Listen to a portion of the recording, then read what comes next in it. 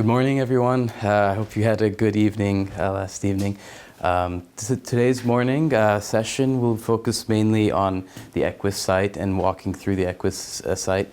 If you have your laptops open, we can navigate to the EQUIST page and feel free to play around with it as I go through, and please feel free to raise any questions in the middle if you run into anything that you don't fully understand, and I'll be sure to stop and we can make sure we cover all the concepts. So the website itself is equus.info. It's written on the board as well, and that's just what you need to type into the web address bar. And once navigated to the site, you just need to log in. It's on the top right-hand corner, and put in your login credentials.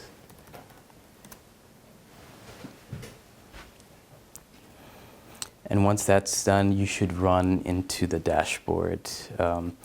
And when everyone's there, feel free to let me know, and we can continue from there so we can go over the layout of the dashboard.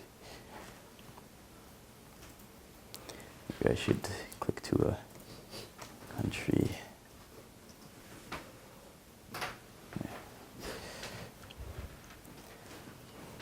Has everyone made it? Okay. Okay, excellent. So good. Starting on the main dashboard, what you'll see on the layout here is on the top right-hand side. The first thing you could navigate to on the top right-hand side is the language settings. So we have English, French, and Spanish at this stage. There are other languages being added. Arabic and Chinese are being worked on.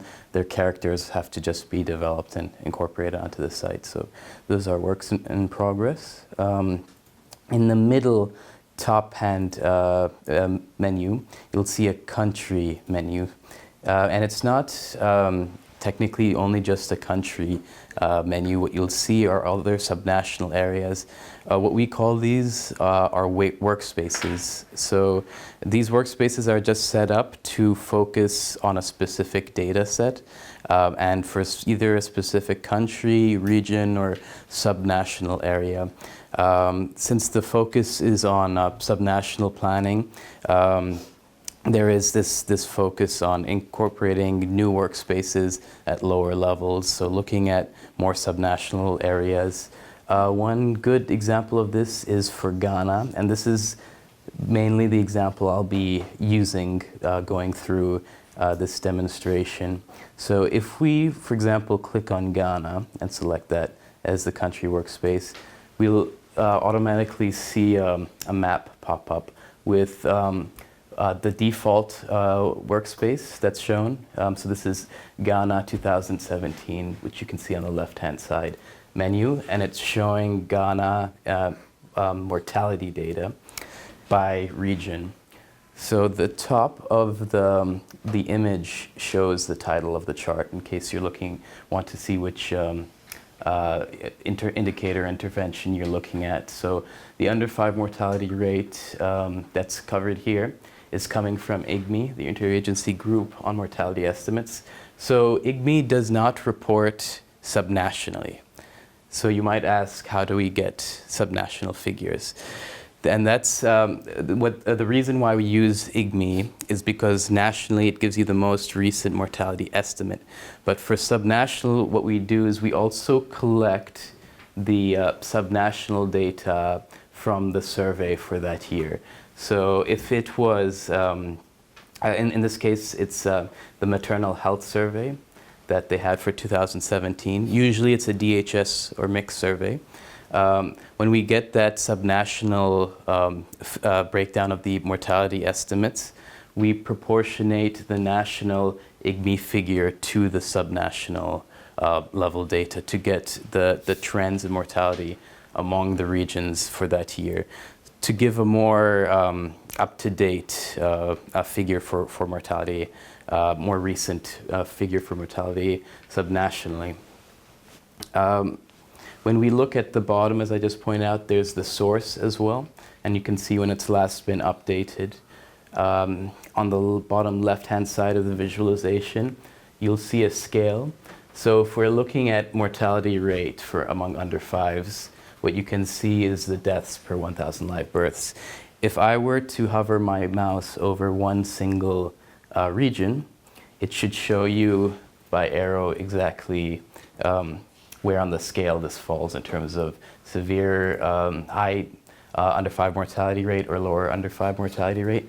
For comparison's sake, this scale has been kept standard among the different data sets, just so we have it for comparison.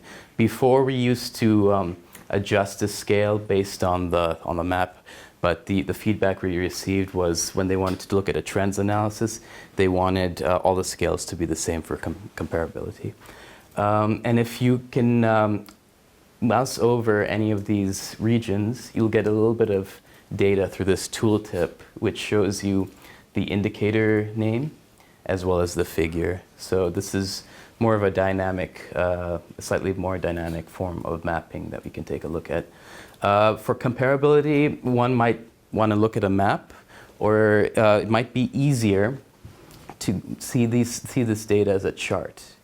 So here, what we see if we click a chart on the top left-hand side is the same data, but captured in a chart form. What you'll have in addition is the national average for Ghana. So you can see how each region stacks up to the national average. If you wanted to sort the data a bit, you can do so alphabetically. I think it's alphabetical by default. You can be alphabetical, or if you click it again, reverse alphabetical. Or what I tend to do is I look at the data by value, so maybe lowest to highest. So you can see in terms of under 5 mortality rate, maybe I can make this a bit more interactive. What are the top 3 regions that have the highest under 5 mortality rate in Ghana 2017? How frequent are these surveys that happen? Is it like 2017?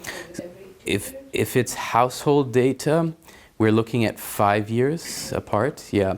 If it's a country that does both the DHS and a mix, and there are some countries like that, it may be 2 or 3 years apart that they want to incorporate this data. If it's routine data, it can be twice a year on average, or more frequently depending on if they get data and immediately enter it. There's a few APIs being developed, and they're programming linkages that can look at automation, data automation. So if a new DHS comes out, that data would be auto-populated based on a country's demand without any manual data upload. So that's currently in development. I've just met with the Delhi team on that, so that's something that's coming across as well. We're working to do the same for DHIS2, but DHIS2, the issue is data sensitivity. So they would, like more of a private space to validate the data first before publishing. So that's something that can be done at the back end, and that's something we'll have to put together. And who conducts these surveys within countries or the areas? Is it these teams, or is it National Ministry of Health? So it's usually along with the Ministry of Health with the mixed surveys, multiple indicator cluster surveys. They work with UNICEF to publish the mixed survey data. With DHS, I believe it's USAID that funds countries to actually undergo and take on these surveys, collection of data and validation of data through sample sizes. Yeah, and then there are other national surveys. It's not only limited to those 2 surveys as well. With the DHIS2 and the routine data, we're looking at entry through health facilities. So that's more health facility data that's coming through, and it's by cases. Yeah, so this. So Sure. DHIS2 will not capture deaths that don't occur in facilities. Exactly. That's the thing with, and that's the issue with routine data and DHIS2 data, is that it's not representative of, let's say, a district, of the entire district, but it's only going to capture the facility deaths as well. That's a very good point. We've run into, I think, mainly with DHIS2 data, we've run into some issues as well in terms of accuracy of the data. When we're looking at mortality, for example, in Ghana, and you'll see the district level data for Ghana, that there were some estimates that were 0 for certain districts, which we met with the focal points, and they also agree that it's not accurate. So we had to, in those cases, refer to other sources that are available that would more accurately reflect. Or if not, if there's no other data available, one can create missing data rules, which we'll also look at in sort of rules that they can apply for certain indicators, whichever indicators they specify later on down the road. And this can apply for the future if they set it up that way, or they can change it every year. But usually when they set up, let's say, a whole country page or a workspace in general, on its own, it could be automated. They can have it set up automated, or they can change it. So they could make it a one-time setup of parameters, or they can do it more frequently. Right. So yes, so looking at the regions, maybe I can call on someone to pick out the top 3 highest under 5 mortality rate regions. Does anyone want to volunteer? Western, yes. Northern, and Upper East, yeah. Now, you're looking at this in terms of under 5 mortality rates, but if you were to look at total number of deaths on the left-hand side by changing the unit,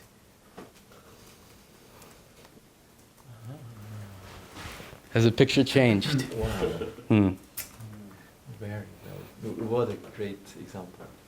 So you can see Ashanti, Northern and Western have the top 3 highest number of deaths.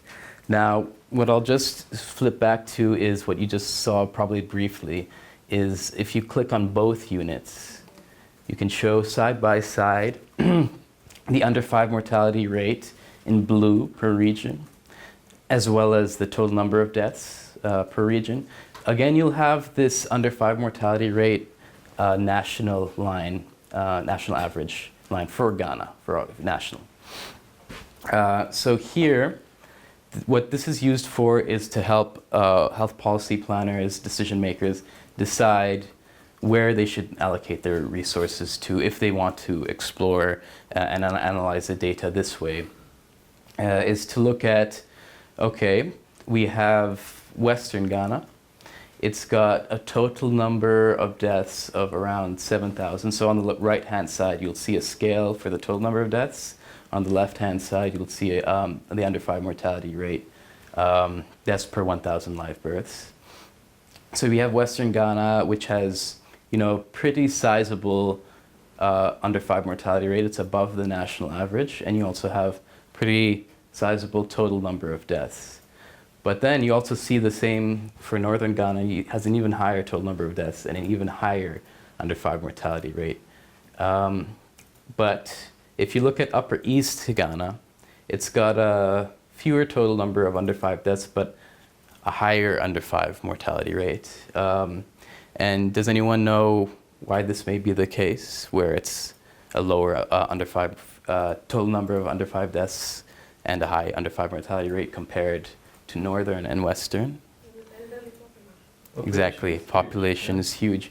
So when you're looking at short-term plans, what I've seen in countries is if it's a health minister who wants an immediate sort of impact, would they want to focus on addressing under 5 mortality more in terms of rates, on bringing those down?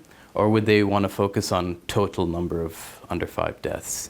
That's something that we've seen where you have institutions, organizations, NGOs coming in and sort of vying for trying to reduce the under 5 mortality rate so you have a longer term impact. So there's always this balance that health policy and program makers have to make. And this allows them to do that. They can categorize the regions using this type of visualization by looking at those, first of all, that have under 5 mortality rate above the national average, but also looking at total number of under 5 deaths and scaling, sort of balancing what they consider to be more severe and more high priority populations to focus on and to allocate resources to address mortality. Right. So very good on that. So what we'll also show you, you can also focus on, if you don't want to look at your analysis by subnational region, there is this by menu on the left here. If you select that, in this case we only have region. I may have to change the data set to Ghana 2014, for example. You can see if the data set has this, you can actually see the data by residence as well, so urban, rural, and wealth quintile. So in terms of, I think I have to set this up alphabetically. So this is interesting. The way they have quintiles set up in the surveys is they have the poorest quintiles at the bottoms, quintiles 1, 2, 3, and 4, and then quintile 5 being the richest. So here what we can see is it's still quite interesting in terms of under 5 mortality rate, because according to the DHS 2014 subnational distribution among quintiles, the poorest, as it makes sense, has the highest under 5 mortality rate, and then the next is quintile 2. But you can see that then quintile, the richest quintile, is higher, has a higher under 5 mortality rate than quintiles 2 and 3, which is interesting because then that brings up questions in your head. How does this make sense in terms of the richest 20% of the population having a higher under 5 mortality rate than the middle and the rich quintile? So this is something that one would need to explore in depth. And the first question, is it a data issue? Is it something that going back, should we explore the data again? And if you do and you still see the same result, which is what we normally see, then we approach the country and ask them to take a look. I think the most recent example of this has been Kyrgyzstan. They've come out with their DHS the Mix 2018 survey, and there they had a similar result where even the richest in terms of neonatal mortality were doing worse than the poorest, or having higher neonatal mortality rates. So this is the sort of thing that we'd have to go back to the country and ask if we can explore and revalidate the data. And take into account the demographics of mother's age, or by which method they're having children or something like that? Yes, so if that data is available, that can be captured as well. So that can come out as one of the variables on the left-hand side, and that's something we can see. The ones you just saw, the urban, rural, the subnational province and district, and the wealth quintiles are all just standard defaults, but you can add that as well to add more to the analysis and to maybe find out the reason why this is occurring. But look, this clearly doesn't make any sense. I mean, the trend makes sense and it looks great up to the point when we come to riches. I mean, two most obvious explanations are that either they only really in DHS captured correctly the deaths per 1,000 live births when they were in the wealthiest part of the country, and they systematically were not capturing deaths as they moved away, and the data became worse and worse, and therefore they found less and less deaths which they should have found them more. Sure. So another one is that there is something odd with how they define riches. Maybe they just define riches being the capital city, and Yes. the capital city may have some shanty towns or Sure. or very dangerous slum regions where you Yeah. actually have worse situation than you have in the rural regions. Sure. So I mean, That's true. there is some artifact there clearly, because I cannot believe this. Yeah. It's just not- And I think also actually I think it was Kenya that had their neonatal data as well, mortality data, which showed an opposite trend as well. So it could be due to, as you're saying, the slums. That's what the original thinking was. Well, They're counting them as two things. Either these DHS are done far better in the wealthy areas and they really capture everything that's going on, and everything else is a vast underestimate of how bad things really are because they just don't do the job as well as Sure. they should. Or it's just that slums are captured within the wealthy areas and considered wealthy, whereas they should be separated from the rest of the context. So Sure. yeah, it's one of those. The things are both together, maybe Right. both combined. Sure. It's impossible to believe this. One thing we could look at, and this is what UNICEF normally does, is they look at trends. So they look at a previous survey and do a comparison. So for example, with Kyrgyzstan, the previous survey didn't match up with the trends of the latest 2018 survey. So if we look at trends, let's compare the 2008 Ghana DHS to the 2014 Ghana. And look at the blue being Ghana 2008, the orange being Ghana 2014. If we look at it by wealth quintile, sorry. Yes, by wealth quintiles would be good. That would help a lot. Yes. You would expect that systematically it went down. Yes. But clearly in the richest it went up. That's really odd.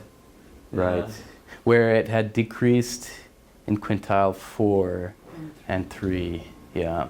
And quintile 1 and 2 increased slightly, and the wealthiest quintile increased, I think, has the largest gaps in terms of increase of mortality, which is interesting. I don't know if it may be a 2014 data that's they would need to reanalyze for this.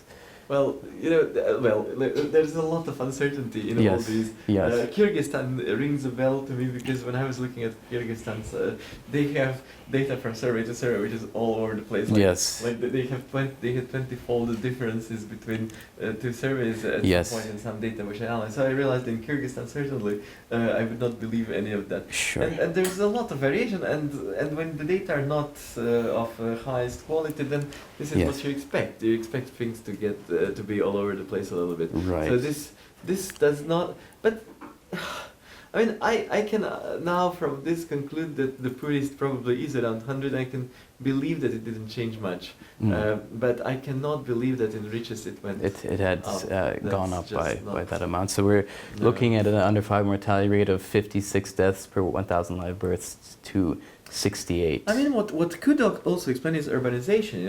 It could explain that there's been a massive influx from rural areas in the cities of the underserved population, which is not visible to the health system. Sure. And then, if those people are not seeking care because they're not even there legally, then that could also explain. Contribute because to the trend. in China this has become a problem at some point where everyone went to cities, hundreds of millions of people, and but they had this huku system where they only had health insurance in their province of residence. So when they moved to big cities, they were basically uninsured, and then suddenly the medicine, which was not kind of a parallel illegal health system, has been developed for those illegal migrants, so I'm wondering whether those same things operate in countries like Ghana. They probably do, right? And it's good that you're bringing these up because that's what you're doing. You need to bring up the country context during this time,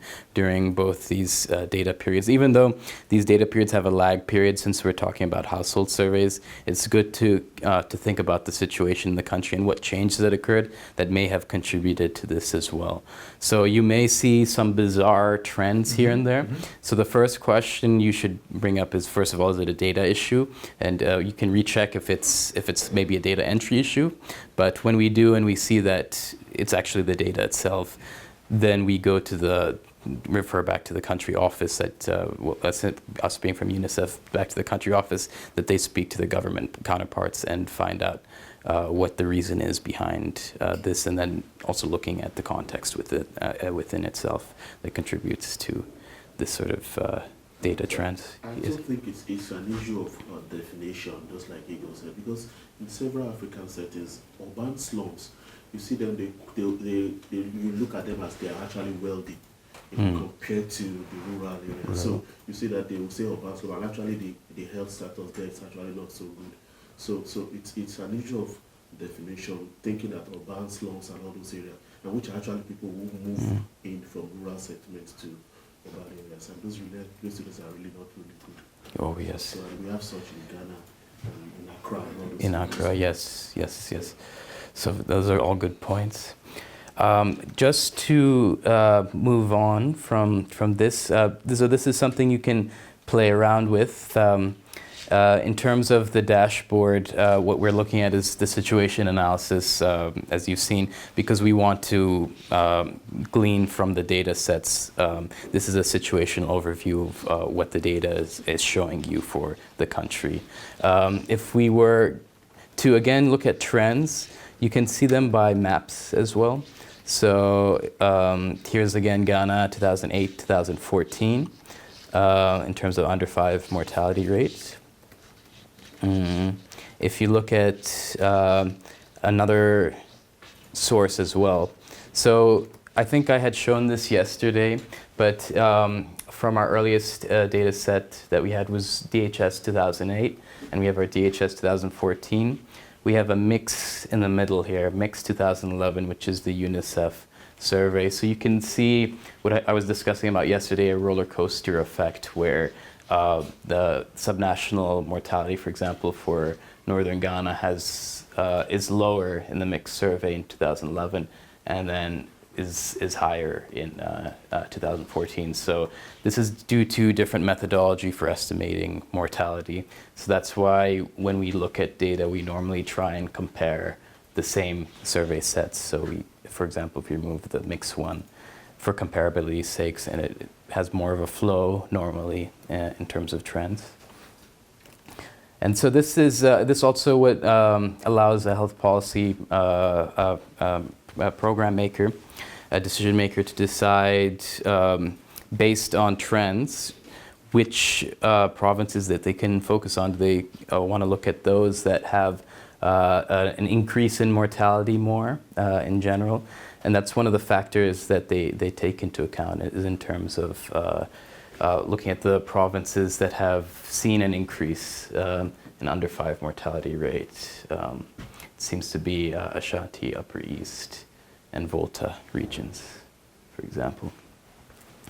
So one other highlight that we have is in terms of subnational regions.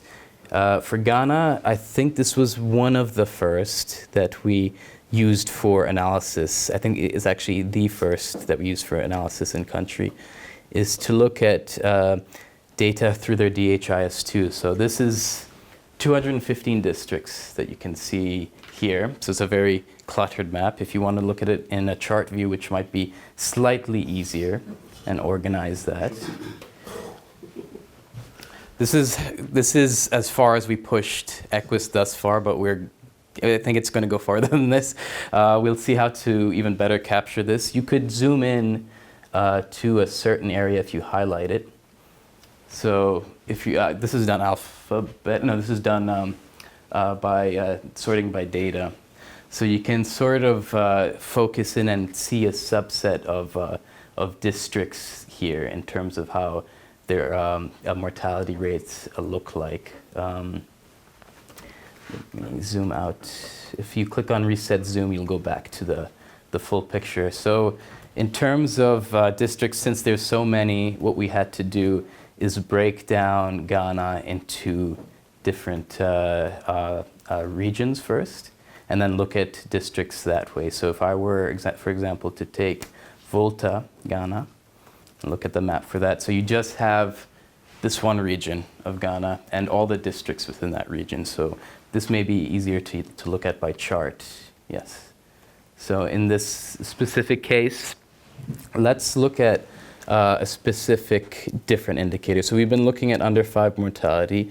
Let's look at intervention coverage. So to do that, you would navigate to analysis of on the left-hand side.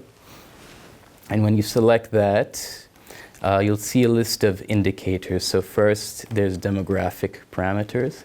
So there's your population, crude birth rate, average household size, size, etc. And there are more captured at the back end of EQUIST, but these are the defaults that are shown up front. And then you have epidemiological parameters. So these are your more disease-specific and mortality-specific causes. So here you can, for example, look at, if we scroll down, there's causes of mortality by, causes of neonatal mortality and under 5 mortality. And as we go further down, there's a lot more indicators we can look at. So if we look, for example, at, if I take a given intervention, if we look at MR2 coverage, measles, rubella 2, they just had their campaign there. So at the provincial level, it says that Volta has a coverage of 77% for measles, rubella 2. So when you look at a national map, and you see Volta as one of the regions, it says 77. You might think, oh, that's a high percentage. You know, they're getting fairly good coverage of measles, rubella 2. But if you look at the district level data, what you can notice is that more or approximately half of the districts within Volta have lower coverage, with the lowest being 50% coverage of measles, rubella 2. So there's this idea that, you know, when you have provincial level data, it may mask what's going on down at lower levels at the district level, and even with the district level data, it's masking what's going more down further at the subnational districts or sub-district level areas. So the idea here and the point here is that even though the situation in terms of coverage of interventions may look reasonable from the outlook, it might look like all of Ghana has high intervention coverage. When they're looking to reach their target of 90% of districts reaching 80% coverage of measles, rubella 2 or higher, they haven't reached that because of what's going down at the district level. There are root causes and root bottlenecks that are occurring within these lower subnational areas that need to be addressed in order to lower mortality and to improve coverage rates and to improve service delivery. So that's the major point here. One other feature I can just point out in terms of the map, and this is coming from the Ghana Health Services, the team that works on DHIS2 data. On the map itself had provided this information. So if you click on this gear icon, it's on the top right-hand side of the map. If you just select that, there are different layers you can select to provide additional information. So here, if I click on Ghana facility map, what you'll see are all the health facilities throughout Ghana. So what you can glean from this information now, looking at this, is you can use this for comparability's sake. So you can look at the areas with higher under 5 mortality rates, and you can see maybe the density of health facilities, or if they're more spread out. And the reason I'm pointing around northern Ghana is you can see how less dense it is compared to the south of the country. So in general, from what the data has been showing, it's that it's mainly the northern half of Ghana where you see the northern regions having higher mortality rates. Whereas if you look at greater Accra, Ghana, with the higher populations, and Ashanti, Ghana, and this is specifically Kumasi here, where you have higher density health facilities, because these are the 2 most populous cities in Ghana. And so you can see, as Professor was mentioning yesterday, that there are these issues where you have more rural areas and lack of access to health facilities. This is something a health practitioner should take into perspective, or a health policy planner, that there is this less density, which is contributing to mortality as well. So this is looking at the bottlenecks, so it's access to health facilities as well, and which populations are more remote in this case. There are other examples. We don't have it for Ghana because they didn't provide that information, but you can look at other geographical features. I know we had this for Afghanistan. If I navigate back to that, I'll just quickly go back to Afghanistan to show you this. So you can populate the health facilities and as well as lakes, rivers, and other geographical boundaries you have, just to show the difficulty of access to health facilities, especially for, let's say, pregnant mothers trying to access antenatal care. So this is the type of information we can, additional information we can take a look at. Going back to Ghana now, maybe we can take a look at some of the indicators as well. So if we go back to, let's say, Ghana 2014 again. So what we have, again, under the analysis of are the demographic parameters and the epidemiological parameters. And one of these that we can take a look at is under 5 mortality by cause. So what this shows you is we're looking at this by province. Again, you can change this to residence and wealth quintile.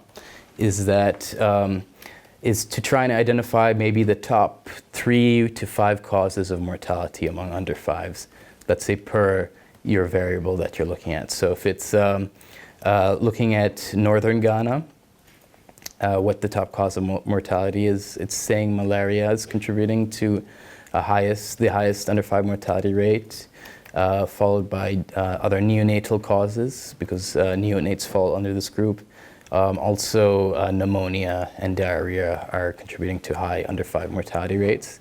And we can look at these trends across the other regions as well to see if they still hold the same pattern.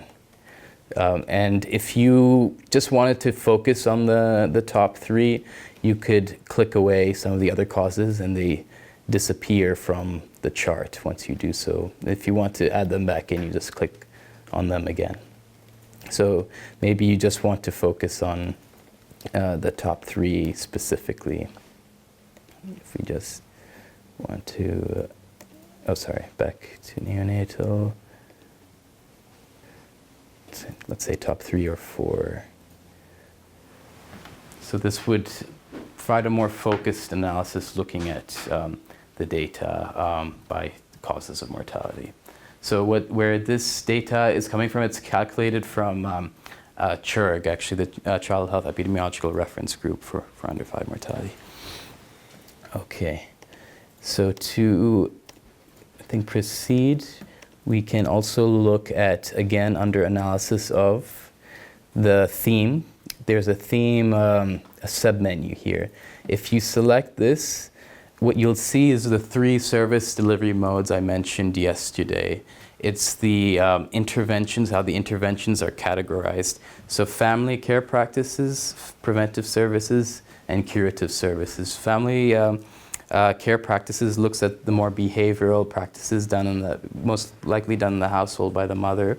For example, if you select this, you'll see 3 health packages that I had mentioned yesterday: WASH, ITNs, environmental safety, and infant and young child feeding, nutrition. So if you click on one, for example, WASH, you'll look at the interventions under that specific health package in that service delivery mode.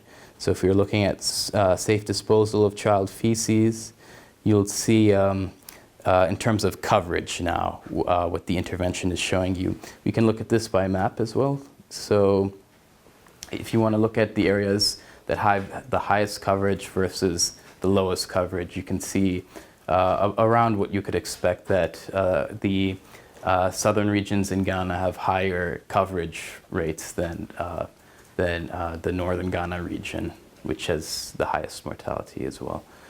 So this is a sort of interesting way to look at the data. You can, looking at by chart as well, you can maybe get a more clear picture of what each looks like. And again, you can select the data and different variables to look at where the poorest have the lowest coverage and the richest here do have the highest coverage. The other interventions we can maybe take a look at one per service delivery mode is if we go back to theme here, and we can collapse this view for family care practices, and we can look at preventive services. So for example, if we were looking at immunization, let me point out an intervention here, maybe DPT-3. It's a basic 3 doses of coverage. You can look at coverage by wealth quintile and again by region. So here we can see, this is what I've been talking about, in that the provincial level coverage, it seems high because here the national average is 89%, whereas what I showed you with the districts is, this is actually masking, so that information. So this is really why we need to go as deep as possible with the data to get further down subnationally as we possibly can to identify what the root issues are and which populations are affected. So moving on from this, we can also look at one more intervention we can look under curative services. So for example, we can look at IMNCI, and let's look at ORS coverage. So for treatment of diarrhea, we can already see some trends among the different regions and which ones have highest coverage and which ones have lowest coverage. So it's interesting sort of view to look at. One other feature I'll quickly point out is with the map itself. So if we go back to, let's say, under 5 mortality rates, if we go back to sector, and we select under 5 mortality rate. It should be here. Okay. We can do an indicator comparison. So to do that, what you'd need to do is, for the map settings, is to click on the gear icon and click on bubble overlay. So what this allows one to do is to select another indicator for comparison. So here we have under 5 mortality rate. It might be interesting to look at maybe as an intervention. We go back to theme. So this submenu you see here is the same as the submenu here on the left, just to give you sort of a second submenu to play with. We can look at, let's say, IMNCI and look at ORS coverage again, just for comparison's sake. So what you'll see is bubbles start to populate on the map. So what this shows you is in terms of coverage and under 5 mortality rate, for example, if there is any correlation or if there are some patterns that we can take a look at and glean that maybe with lower coverage there might contribute to higher mortality. So if you hover over the bubble, you'll get the name of the province as well as the coverage rates. And if you hover over the map, you'll get the under 5 mortality rate over the region itself. So it's just something for comparison's sake. We can change the underlying indicator as well. Let's maybe focus on diarrhea-related mortality. So let's go down to cause of under 5 mortality rate, diarrhea. Again, we may have to select the bubble and ORS.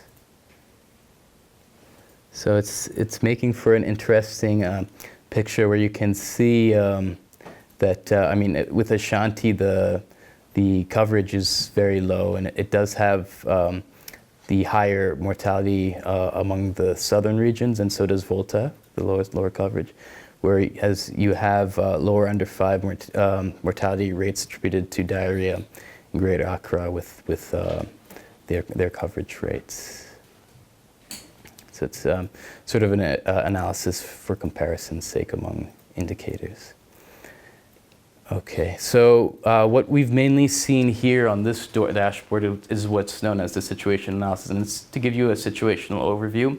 And primarily, this is showing for you in terms of this module on EQUIST is just the data. It's just visualizing the data, which is just the initial step of EQUIST. You can also download all these visualizations and play around with them through, I think, JPEGs and PNGs, etc., PDF. But then you can do so with Excel as well. So you'll get, if you click that, you'll get a download version of the visualization and the data, the underlying data on Excel file. So you can play around with that data. What's been newer is country profile. So if you just wanted a snapshot of what the main core set of indicators are, interventions, demographics, mortality per age group, you can get that in one Excel file with all the data and all the visuals. So if you click that, it should download a file with all that information. One final, I think, menu that should be highlighted in the situation analysis is what's known as the frontiers. So there's a submenu that you can click on here called frontiers. So what this shows you on the left-hand side is our two benchmarks, the equity frontier and the operational frontier. Yesterday, we only spoke about the equity frontier, but I can just select that, and it might be easier to compare by wealth quintile.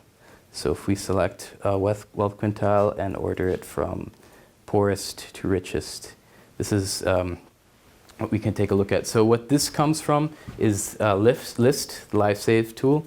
So what this is looking at among all under fives, including newborns, which are the lighter colors here. We can also click them away if you just wanted to focus on post-neonatal, or if we can click away the post-neonatal if you wanted to focus on neonatal, is compared to your better off population. If you achieved the same levels of coverage as your better off population, how many deaths you could avert in your other populations. So in this case, we considered our better off population to be the wealthiest quintile. If you have another method of comparing or categorizing your better off population, that can be set up here as well.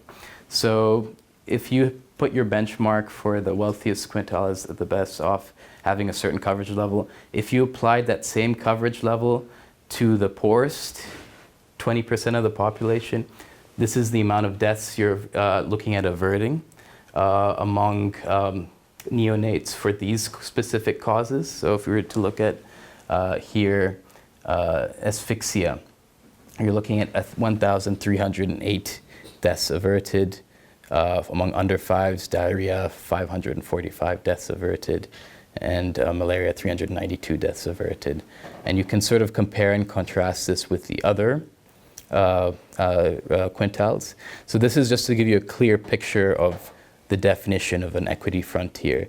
But if you were to look at this by region, in terms of each region, if they achieved the same levels of coverage as the wealthiest quintile, the wealthiest 20%, these are what they're looking at in terms of total deaths averted, if you add up the total causes, or by specific cause, you can take a look. So it just gives an additional layer to the analysis. The operational frontier, we use slightly less.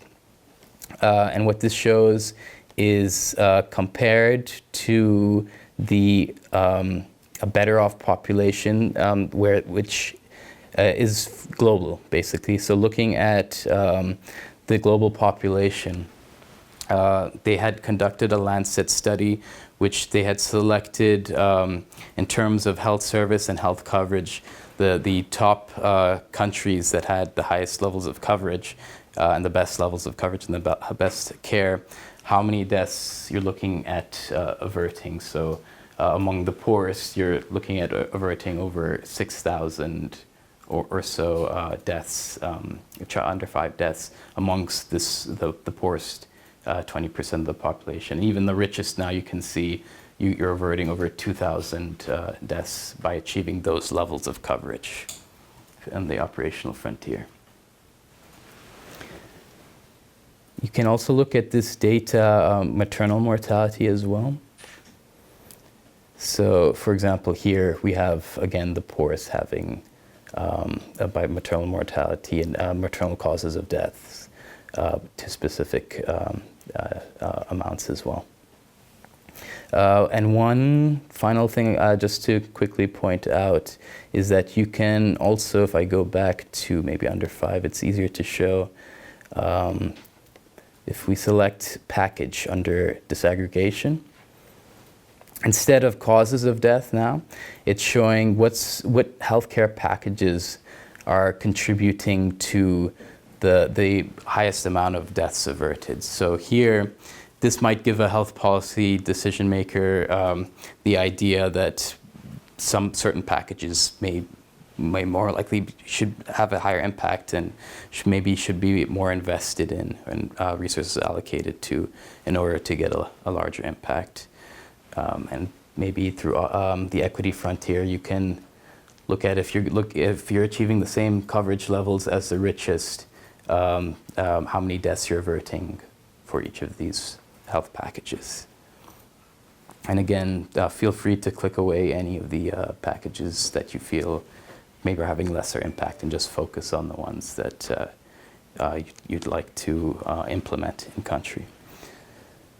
So good. This covered the situation analysis, and I think you've taken a large look at the features. There are some customizability as well. So if you wanted to do a presentation and you wanted to adjust, let's say, the scale colors, you can do so by selecting the baseline color, which is the lowest, faintest color, and then the end line color, which is the highest, darkest color.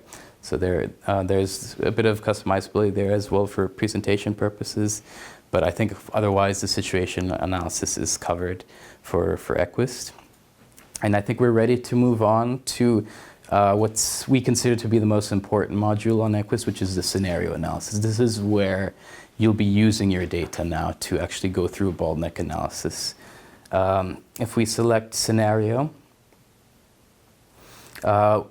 if on your screens, if you haven't generated any scenarios, you won't see anything here. It'll just be a blank screen with this submenu on the top here.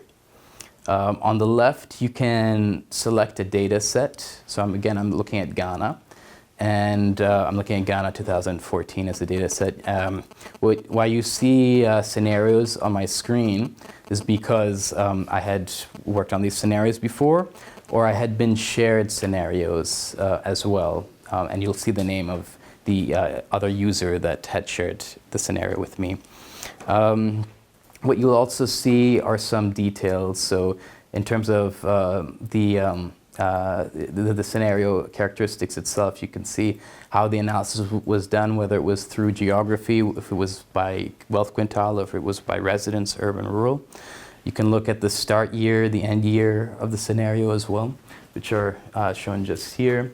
And if there's a description, for example, this was done for the Ghana Nutrition Strategic Plan, you can have maybe an idea. And I usually recommend people to enter a small description so that they can give some more details on the scenario. And if there was an impact generated, if there were results produced, because they could go along the 7-step process of developing a scenario and going through their bottleneck analysis, but stop midway. If they stop midway, there could be an X here, which means they hadn't produced any impact or generated any impact, but most of these have an impact generated. So what I can show you here is I can just step through how a scenario is created and how we use the data to actually undergo a bottleneck analysis.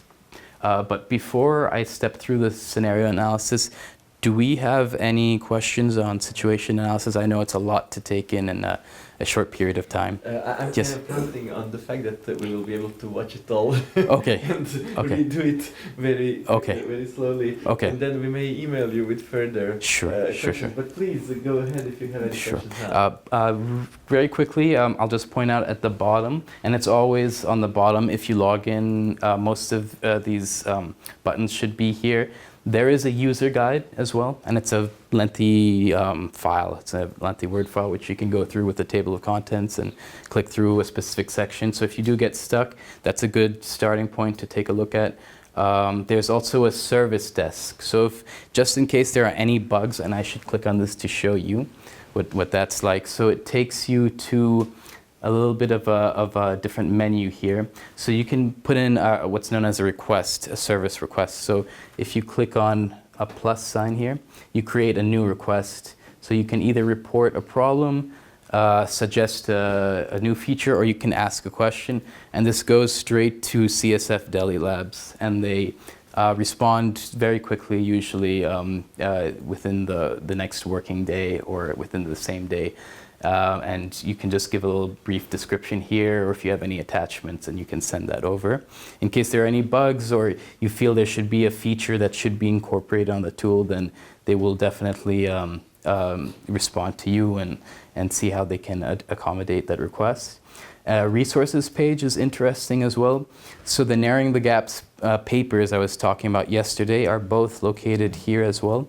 The Narrowing the Gap 2010 report and the 2017 report. And then there's the Tanahashi paper, which is used for the methodology for bottleneck analysis on EQUIST. There are some webinars that were conducted for different regions by UNICEF. And there is an EQUIST working paper as well that was, it was more of a formative assessment which looked at users and their feedback on the tool. And this is the pilot version of the tool, not the current version, and what enhancements needed to be made.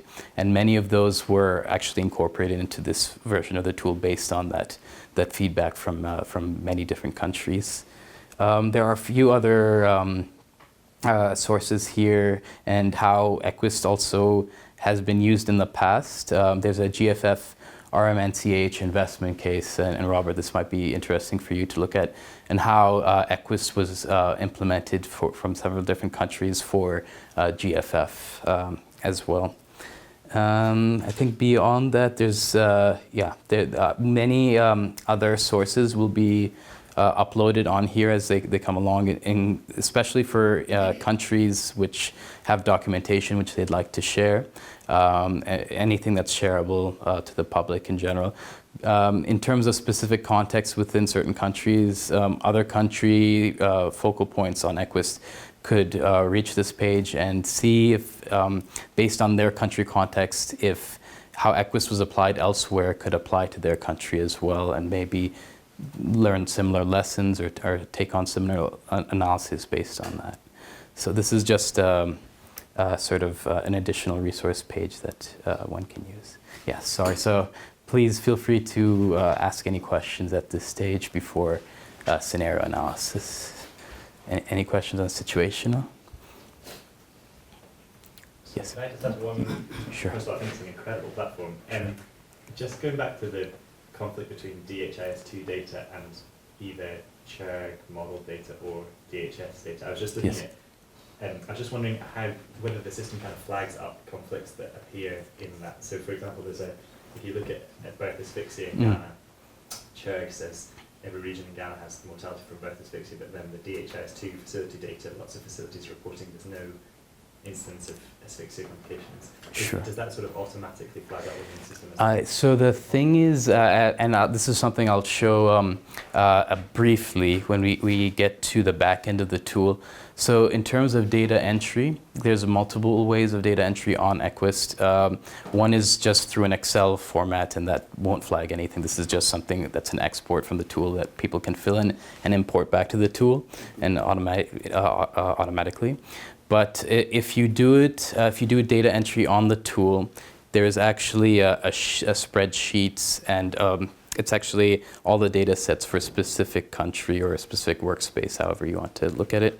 What it does flag is it brings up errors in terms of if the data within that data set doesn't make sense. At this stage, it doesn't look from data set to data set. It considers each data set separate.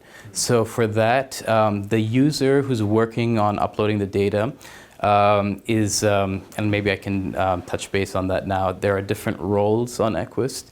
One major role is the workspace administrator.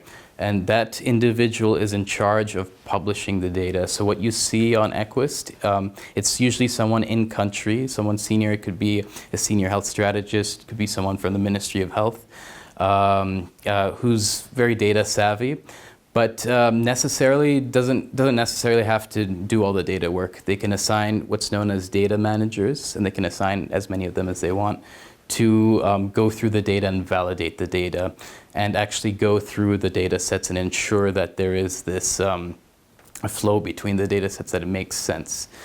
In terms of the data within the data set, the system will look in and flag, once the data has been entered, any errors that with the data that doesn't make sense. So for example, let's say if exclusive breastfeeding is higher than predominant breastfeeding, let's say, which can never be the case, then it will flag that. So there are these commands built in, and there are these sort of proof rules that have been built in to ensure that the data itself within the data itself makes sense. But it's a good point that you're making, that the individuals who work on the data have to ensure that from data set to data set it makes sense. If they do publish it and they visually see, because it's so much easier to see the data and visualize it through the visualizations, that there are errors, they can go back in and readjust and publish it again as well.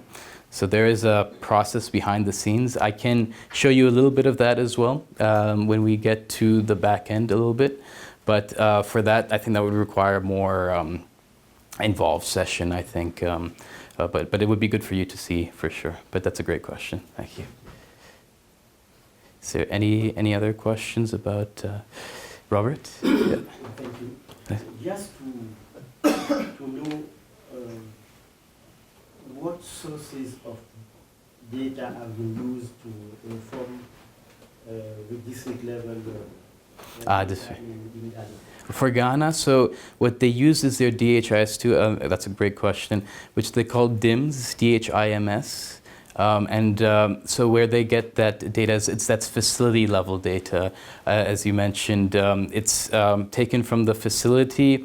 It's not representative of the entire district, though, just what's been recorded by the facility. So the quality of the data, and that's something maybe I could show as well.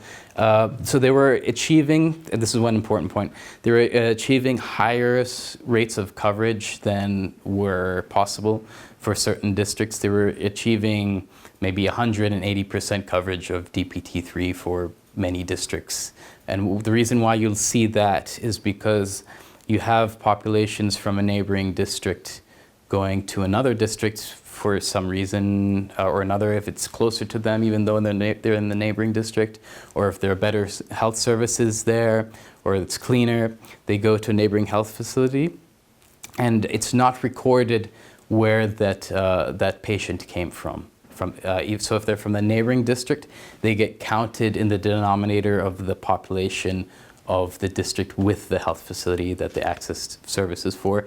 And so that's why you see really high coverage levels for certain districts and lower for other districts. So this is something we've communicated to Ghana Health Service. Ghana Health Service works alongside the Ministry of Health, but they're in charge of the DHIS2 data. And they produced the shape files for the districts you saw as well. So this is something that they said they'll be working on for the next year of data. So DHIS2 routine data gets uploaded and entered quite frequently from the country. It doesn't get updated on the tool automatically. Right now it's kept manual. You can see there's a lot of data for it to be manual, but I think at this stage they feel it's very sensitive, the data at this sense, and since it's government level data, they want to first adjusted at the back end and validated it at the back end to make sure it's right. So for this data that's over 100%, we inform them that EQUIST cannot do an analysis on this data. It has to be capped at 100% because of list. So the LiveSave tool looks at data from data coverage from 0 to 100%. So if you're going beyond that, you'll get an error from list. List is, you'll see now, going to play a large part of scenario analysis because it provides modeling for deaths averted, stunting cases averted, wasting cases averted, for different age groups, for under 5s, newborns, and mothers as well. So there's a lot of behind the scenes that you'll be familiarizing yourselves with as well. But in terms of the data, that's the good point about that you're making about routine data, is that the validity of it, I think, needs to be put in place before entry, and the country has to be in charge of that for their data. Yeah.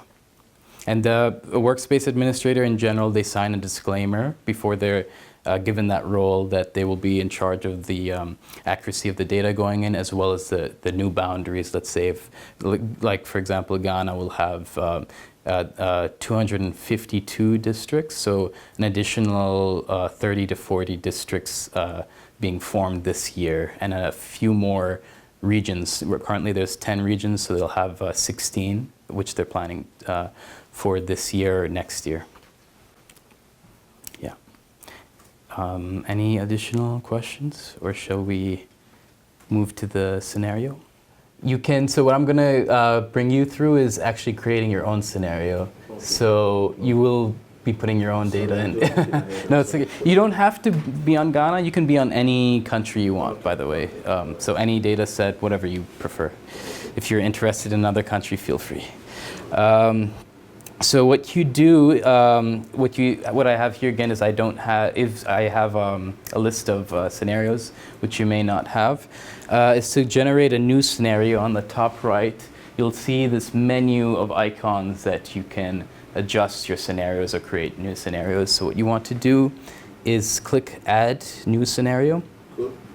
And then you can enter the details. So whichever, if it's a national health plan, if it's for an investment case, etc., you put in those details.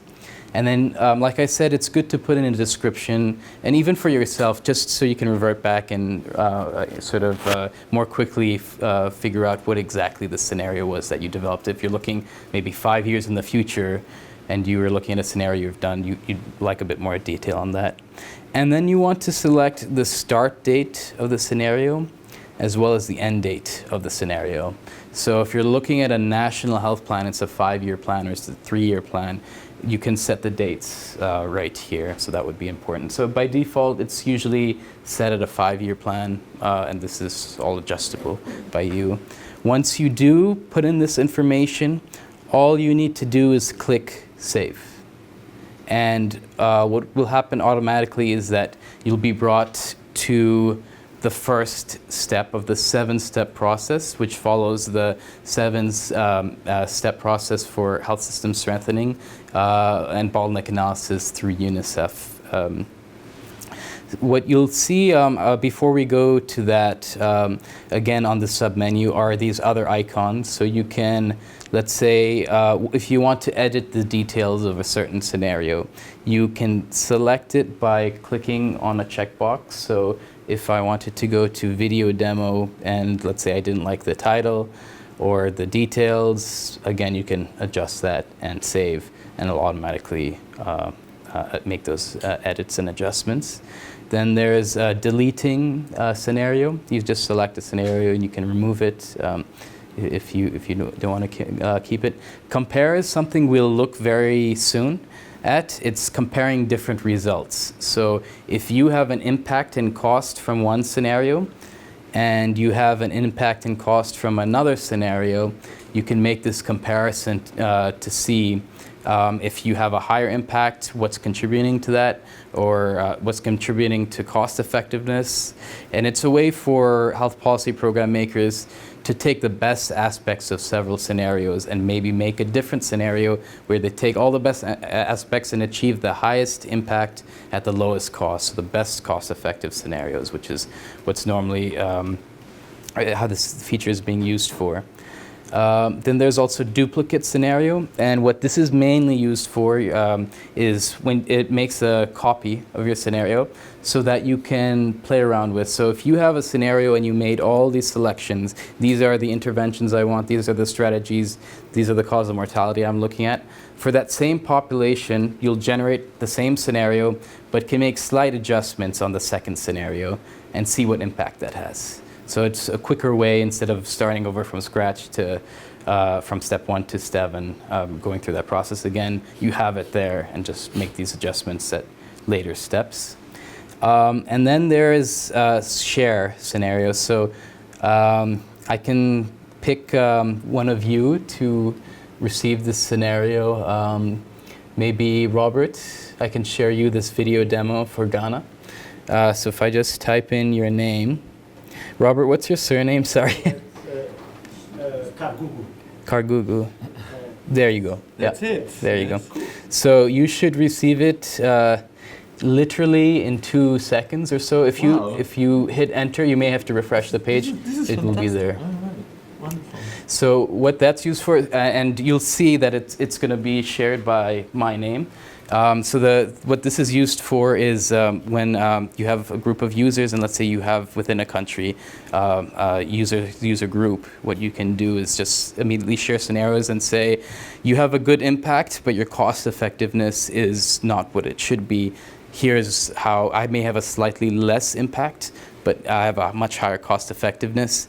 Let's see how we can take the best elements from both these scenarios and create a better impact with the lowest cost. So this is what it's primarily used for. And many countries just form groups and they sort of use these features. It's interesting to play around with.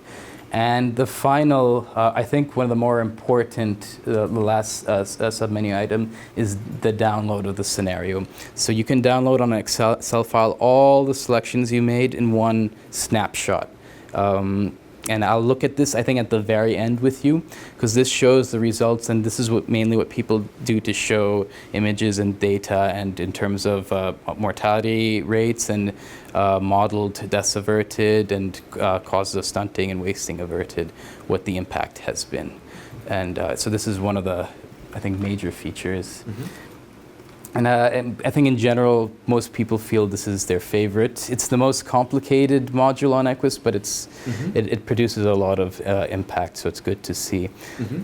So when you do generate your new scenario, once you've clicked here and added all these details, what you'll end up seeing automatically after you click, on the save icon, is you'll jump straight into the scenario just after clicking save.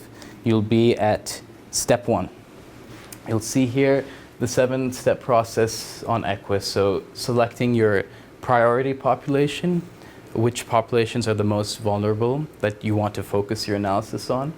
Or you can even look at the situation nationally, however you want to do your analysis. What we call the focus area. So these are causes of mortality and morbidity among your selected population. Interventions, so how to address these causes of morbidity or mortality, which implementations will be more effective. Bottlenecks, which are preventing your interventions from being implemented successfully. And this is actually looking at which bottlenecks determinants should be prioritized. The root causes of bottlenecks, this is looking deeper within your population. What are the main reasons behind these bottlenecks? How should we address these bottlenecks? Strategies, so these are bottleneck reduction strategies on how to overcome the bottlenecks. So which strategies would best be put in place contextually? And this is what I showed you yesterday with the effect sizes, which strategies had better effect sizes or more relevance in reducing certain bottlenecks within the population selected. And then what you do is through LIST, the LiveSave tool, and the MBB, the marginal budgeting bottlenecks tool for the costing, you'll get a modeled impact and cost and your results, which you can take a look at. So what you'll see here, all the way back to step 1, is your selections here impact the rest of the analysis, because what you're selecting here is your target population. So what you'll see in the remaining steps once you selected your target population is the data reflecting the population you select in step 1. So if you select national population, it'll reflect for the remaining steps. If you select just one region like Volta for Ghana, you'll see that data is reflected for that one region for the rest of the bottleneck analysis. So what you're seeing here now in step 1 is what's known as the drivers of inequity. Now what this is, you don't have to make any selections on this tab here, the identifying driver of inequity. This is just to give you or make you take a look at how you want to sort of formulate your analysis. So looking at, let's say, under 5 mortality rate, what we have here in the top, analysis by. If you click this, you'll see the same indicator list as we did in situation analysis. It's set up the exact same way. You have sector with the indicators, demographics, epidemiological parameters, which you can expand and select different indicators to reflect the data, and theme, which are interventions as well. So this is just, again, for you, it's similar to the situation analysis to formulate how you want to do your analysis.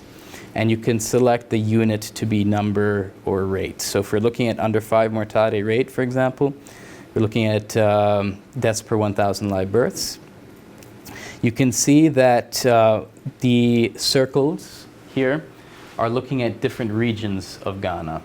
So if we're doing a regional level analysis, we're looking at, let's say, the regions with the highest under 5 mortality rate, which here you can highlight as northern, as we saw, and then upper west and Ashanti. And those are the highest under 5 mortality rates. If you're looking at urban versus rural, you can take a look at that as well if you want to do your analysis by urban and rural settings, or by quintile. So here we can see again, and this is something that Professor Igor was also noting with situation analysis, is that quintile 4 and 3 have a higher, according to the data, higher under 5 mortality rate compared to the richest. So you can look at it this way, or by total number of deaths. It's very similar to how we saw in situation analysis, but it's just to show you between the lowest mortality and the highest mortality, if I show it by rate, lowest to highest, how much of a gap there is. So it's showing you in this sense that through these equiplots that there's this much of a gap in mortality, and this is maybe a focus for your analysis moving forward. The other tab is now where you start making selections for step 1. So if you set your target population, so what you'll get here now is a map, a small map, and all the regions listed here. If these were the districts, if we selected the district data set, then you'd see all the districts listed on the map, and a list of districts here.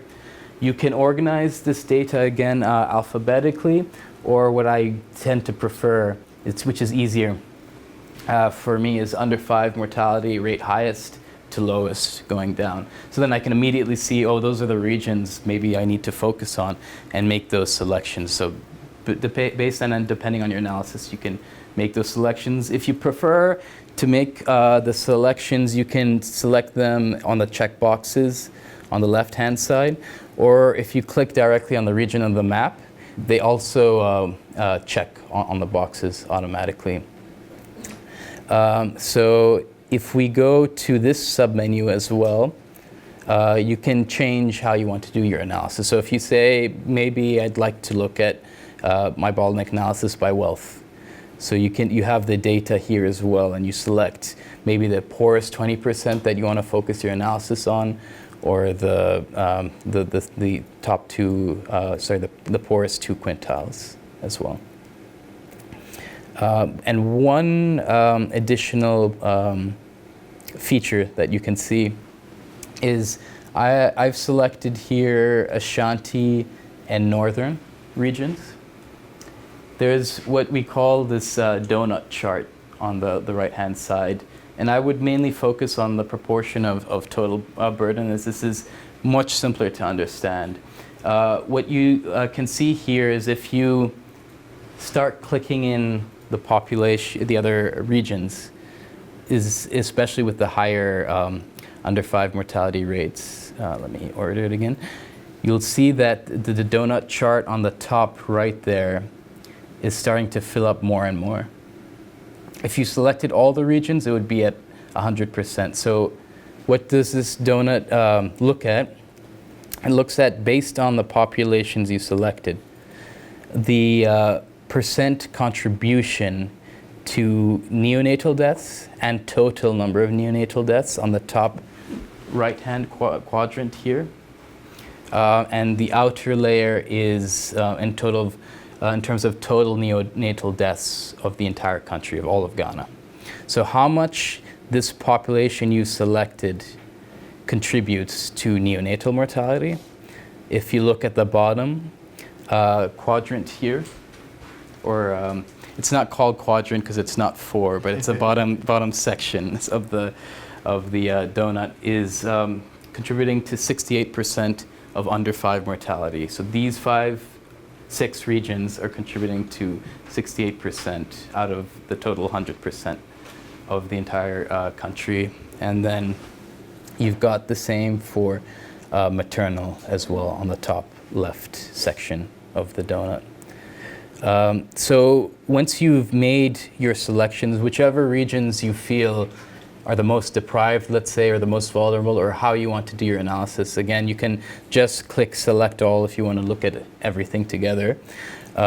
You can just click save on the top left. So after you adjust every step, they ask you to click save, and it's usually blinking like that, so you can proceed to the following step. You can see the rest of the steps are grayed out because I made some selections, and what it's going to do is once I click save, the data for these 6 regions will be reflected in the remaining steps. Going forward, yes? You can choose maybe wealth, or you can choose either together? You can choose those, yeah. Okay.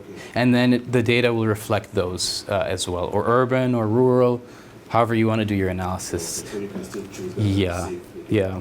And that's what the drivers of inequity are, is to give you an idea how you want to do your analysis by looking at those gaps. Is urban much lower in terms of under 5 mortality rate than and rural in this case, or do you want to? Is it you find that the regions are more interesting to look at? So we normally look at the regions just because they want to see how they want to allocate their resources. But if they want to go to do further analysis, they can look at wealth quintile or region or other variables. There are male and female for certain countries, so you can look at gender. And then there's also a mother's education that one can look at. If the data is there and available in the survey, then they can definitely capture that. So I'm actually not going to save this because I don't want to adjust this video demo, but I'll move on to step 2.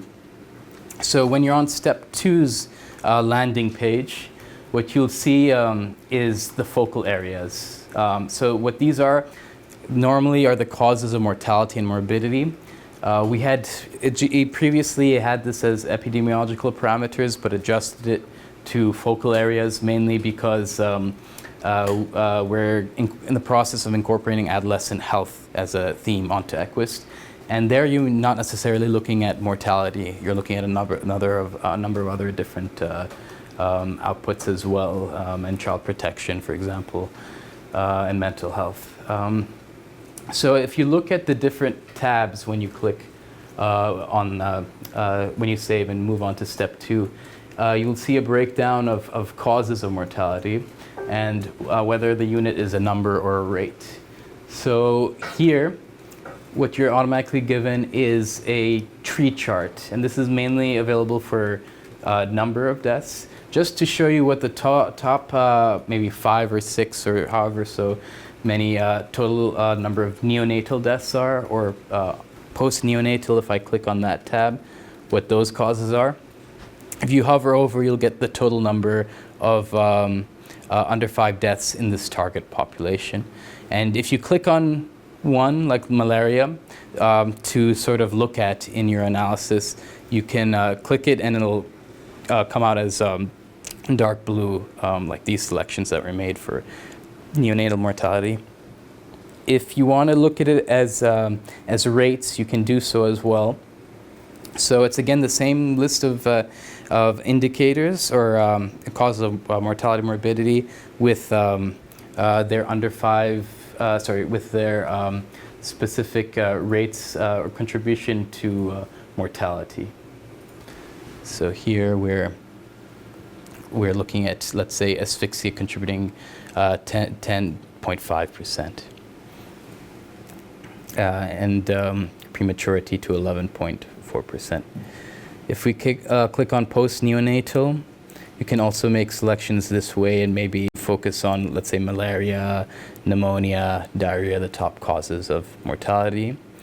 Child nutrition, we can look at stunting and wasting.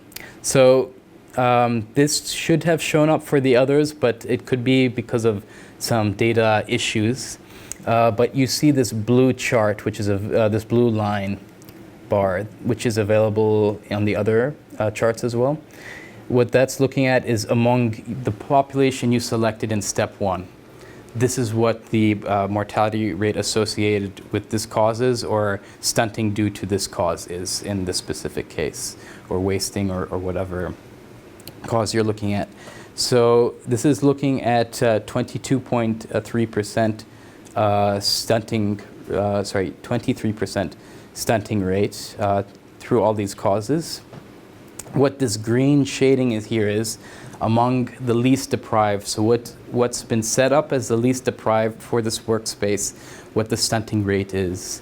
So what this setup is for, what this visualization is for comparability. So among your population, what's the stunting rate or the wasting rate or the mortality rate from that specific cause compared to the better off. So the better off population that's been selected for this analysis, that's been set up by the country, is the wealthiest quintile, is the wealthiest 20% of the population. So it's for comparability sake. And again, you'll have the same for maternal mortality in terms of the data, what the rates of the contribution of this cause to mortality is. So here is where you make selections by clicking on the, let's say, the causes of mortality.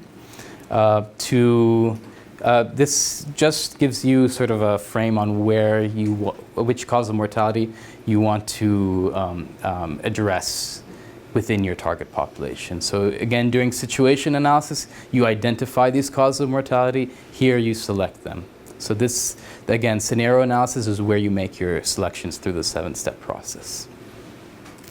Once everyone's made those selections, again, you can click Save and move on to step 3.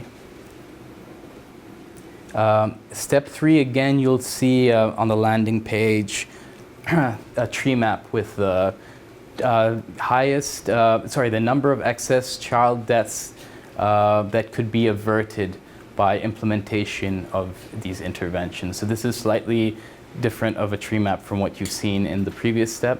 This is looking at how impactful these interventions can be in addressing mortality. We're looking at this by number, but you can look at through these 3 service delivery mode tabs. Again, the same setup of the interventions that were pointed out previously, the rate, where you'll get this list view. And here again, what you're looking at, the blue charts, the blue bars are the coverage rates of each of these interventions among the population you selected in step 1. So I selected a few provinces, and this is what the data is reflecting. And it's looking at the coverage rates among your population versus, again, the better off population or least deprived population, which has been set up, which is the wealthiest quintile. So here, for example, improved sanitation among the wealthiest quintile is at 40%, compared to the 22% among your selected population. So it's just looking at coverage in general, and you can look at this for all the interventions that have been set up on EQUIST. And you can, here's where you make selections by clicking on the name of the interventions which you'd like to do your analysis on. So what you're going to do is when you make your selections of interventions, these will apply to steps 4, 5, 6, 7. And what happens there is when you make a selection of an intervention, you can actually go through and do your bottleneck analysis, as you'll see, for each of these interventions. So it's good to focus and select more interventions maybe than you can even need for your analysis. If you want to do a broader analysis and look at a higher selection of interventions, you can decide not to make any adjustments to any to some of the interventions, but it's just to have a look at, and that's something we can see as well moving along to step 4. So what you want to try and do in this step is to try and address your cause of mortality, select the interventions that are most relevant to addressing that cause of mortality and morbidity. And again, once you've made your selections, let's say if you've gone through all the service delivery modes, and they're all also categorized by health package with the green headings as you go down. So under curative services, you have IMCI interventions on the top. And you've got skilled birth attendance delivered by a skilled professional, and EMONC, emergency obstetric and newborn care for complications at birth. You can, for example, in step 2, if you had selected that diarrhea was one of your focal areas to address cause of mortality, you could select ORS depending on, if there's higher inequity between the, let's say, less deprived the population that's considered the least deprived, which is the richest 20%, and your selected population, which is what we consider the target population. Once you've made your selections, you can click Save and move on to step 4. So now, all the selections the interventions you had selected in step 3 will show up on these sub-menus here. So again, if I clicked on the left-hand side menu, we have the 3 service delivery modes. And for each intervention we selected, so for example, we did select a wash package intervention. And the specific intervention we looked at was safe disposal of child feces. So what you'll see here now is looking similar to the Tanahashi model, which is looking at the determinant approach. And as I showed yesterday, what one can do is they should map indicators to each of these determinants. What's set up here, normally if you generate a new scenario, are defaults. So the country can go in and set up these defaults, which indicator should be there for which determinant. So your determinants reflect let's say your supply and demand bottlenecks. What is causing, what is impeding your intervention from being implemented effectively? So on your top left-hand side here, you'll see availability of commodities with an indicator that should be assigned to it for what should reflect best availability of commodities. And maybe I can choose maybe an intervention that would best reflect this. If I go to preventive antenatal care and tetanus toxoid vaccination, as an example, here we could ask, is there enough tetanus toxoid vaccination that's available in the health facility, and why or why not? And a good indicator would reflect that. So when you select an indicator, you can adjust this. So there are marker icons. So if you take a click on one, you might see some proxy indicators if there is no standard indicator available.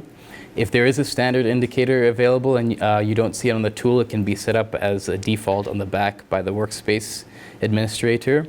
or you can, as a regular user, you can set up whichever indicator you'd like here, put in your source, and adjust the coverage value by clicking on the slider and moving it around.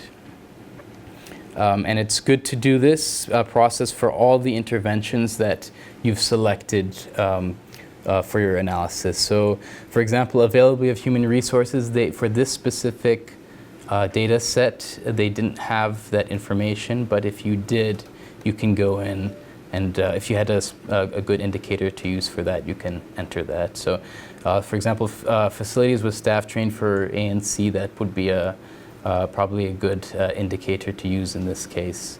And if you'd have the data, you can adjust that slider.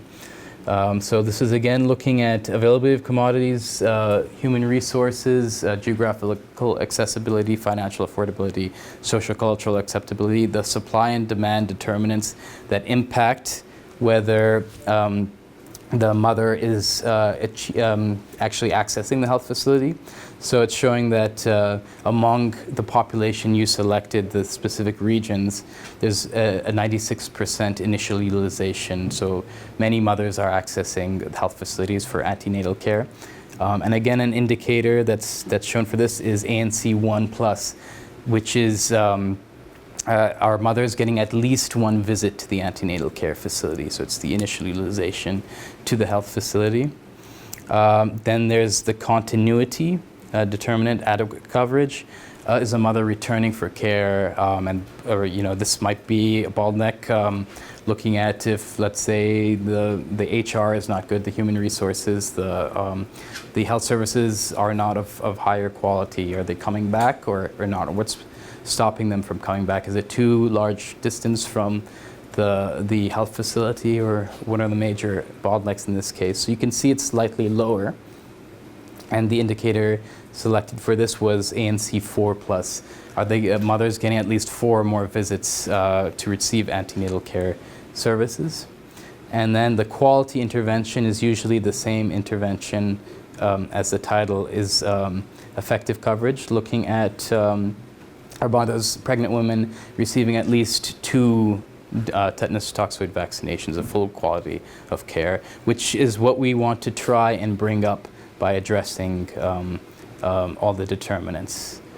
What you see on the right-hand side is severity, so it's a traffic light system, and you have a scale here. So what the system, this is, you can decide to follow this or not. What this is showing for the health policy decision maker and planner is to look at how severe on the spectrum these determinants are considered based on the coverage levels of the indicator that's best reflecting them. So again, this is one feature that one might follow, but one might not, because they didn't have any human resource data to show here. This will come out as red because it's showing it as 0. So that's something that they'd have to map initially, and then select whether any of these determinants are priorities or not. So the goal here in this specific step is twofold, is to go through all the interventions selected in step 3, which will show up here. You can decide to skip ones if you feel you don't want to implement those interventions later on. That's fine. And is to select which are the priority determinants that should be addressed, which are the root causes of bottlenecks that should be identified going through this step. What you'll notice is that there's this sort of cascade effect between initial utilization, adequate coverage, and effective coverage. And it should always follow this similar trend because so the indicators representing initialization, adequate coverage, and effective coverage should follow this cascade. It's okay if initial utilization, adequate coverage are equal, or if adequate coverage and effective coverage are equal. But the reason is the indicators that best represent initial utilization should show that the person accessing the service, this is the initial, that they're actually accessing the service to begin with. Adequate coverage, are they receiving continuity, which is always either the same or lower. It can never be higher. And the same with effective coverage. Are they accessing Are they receiving continual treatment, and are they achieving the best quality of care? So this is what we're trying to increase as much as possible through our analysis to bring the coverage levels up for this intervention for tetanus toxoid. So this intervention was 2 or more doses, as we had seen. So for this specific intervention, we had selected the following determinants, which we considered to be the higher priority or more severe bottlenecks, which were for geographical accessibility among the populations you selected, financial affordability, socio-cultural acceptability, and quality as well. So one quick note here is you might ask how these were selected. And that's mainly through discussions with our country counterparts and with the Ministry of Health.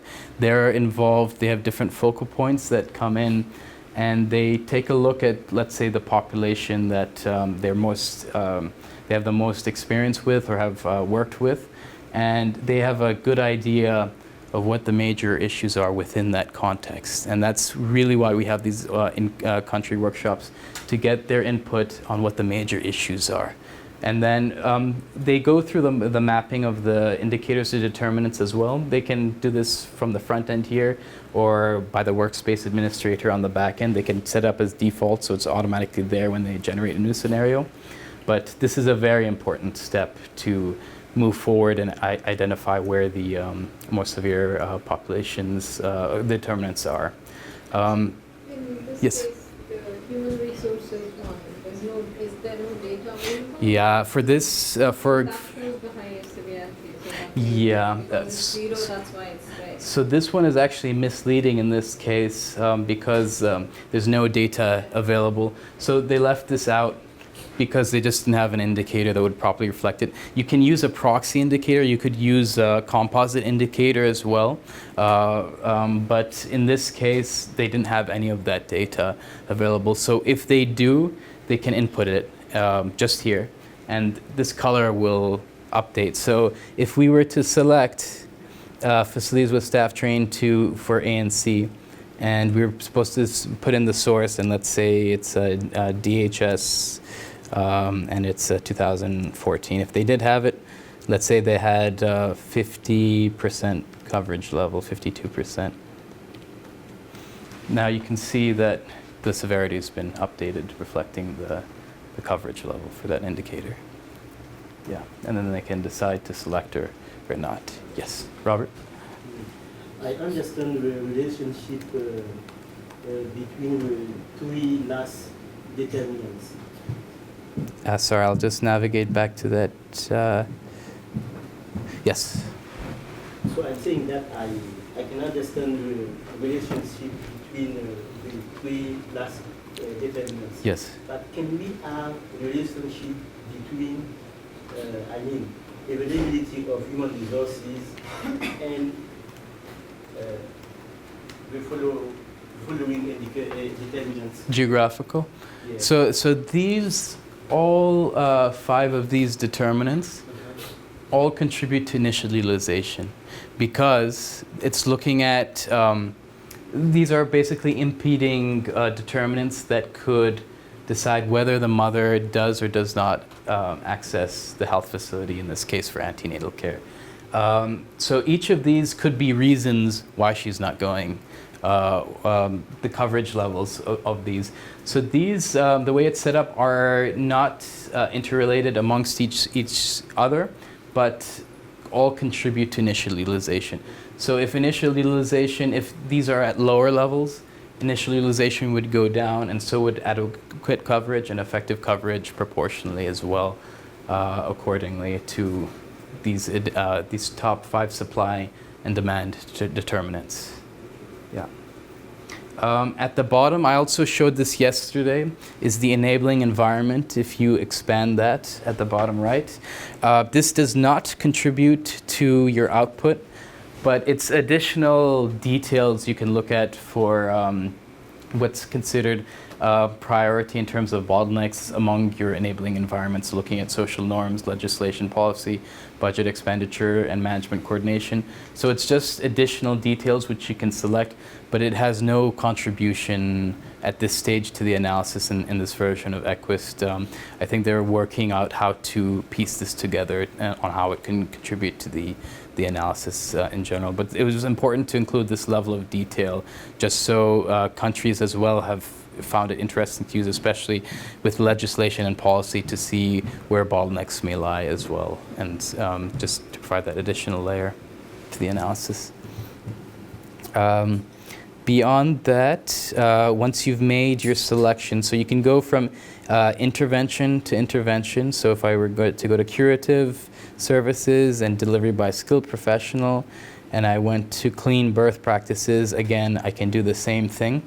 What I just wanted to show to you, this cascade effect. So what if I were to put an inappropriate indicator, so maybe an indicator that has a higher coverage level than the initial utilization, which wouldn't make sense if I put it at 89. So what you'll see automatically at the top is inconsistent coverage values. Because you have this sort of, I call it a roller coaster, but it's a non-cascade where you have your continuity of care is higher than your initial utilization, which wouldn't make sense in terms of your determinants that we're looking at.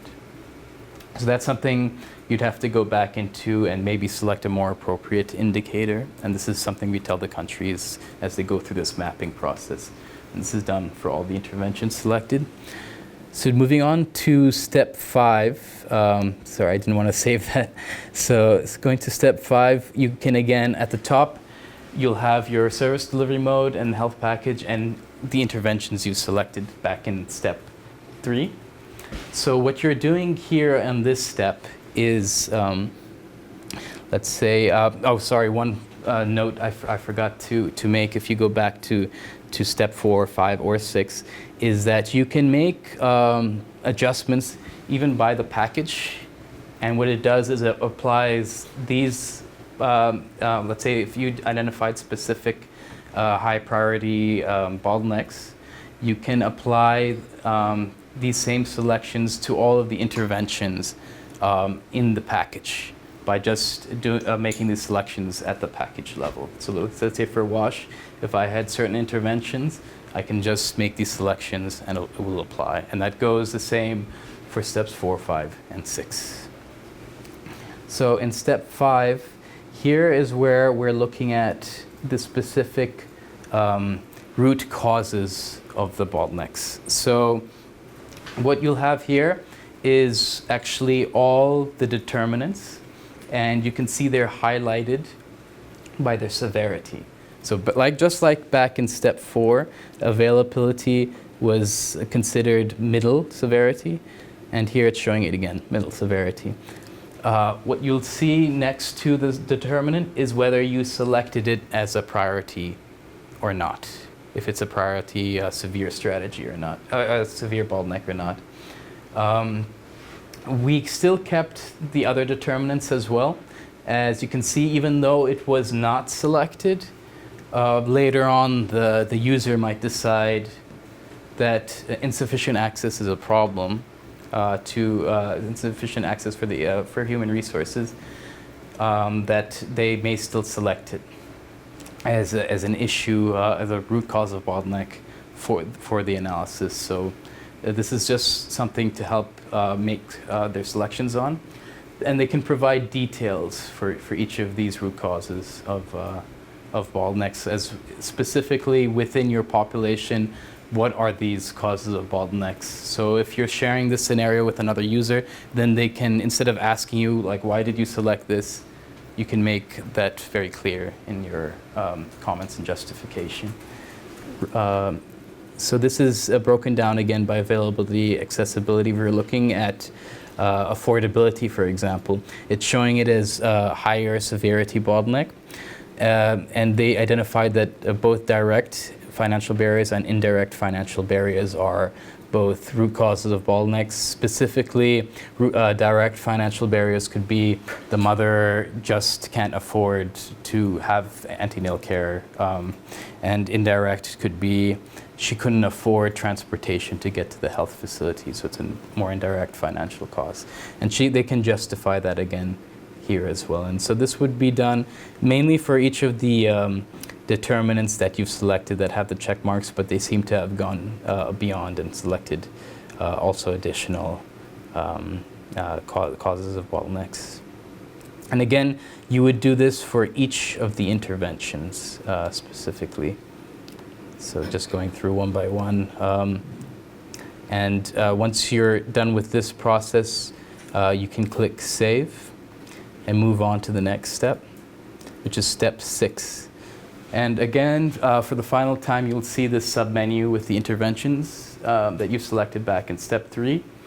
And now, based on your selections in step 5, the cause of interventions, you'll see this relevance scale.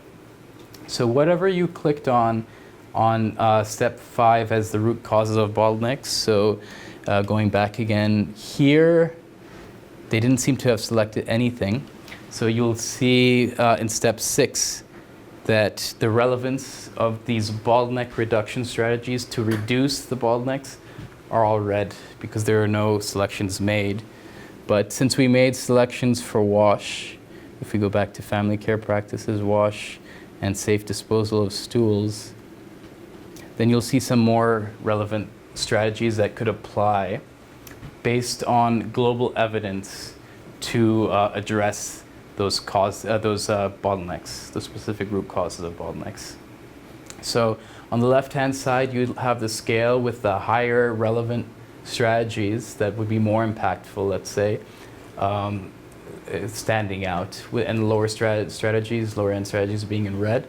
You can customize and, let's say, create a strategy here that's not available on this list, and you can actually do that also for causes of bottlenecks. You can select another cause of, let's say, inadequate coverage, and specifically state what that is in case that's not available from any of these lists.